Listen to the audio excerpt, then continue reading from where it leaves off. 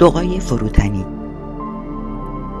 پروردگارا، من در بسیاری از اوقات تحت تأثیر آنچه دیگران راجع به من فکر می کنند هستم، بدین معنی که همواره وانمود می کنم ثروتمندتر، باهوشتر و خوبتر از آن چیزی که در واقع هستم می باشم.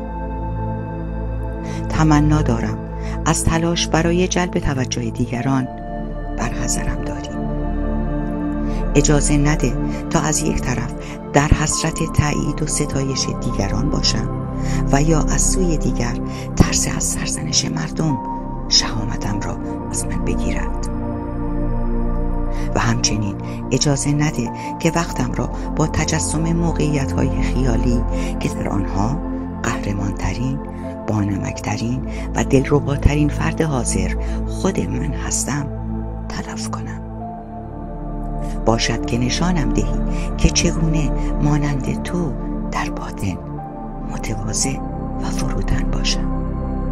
آمین.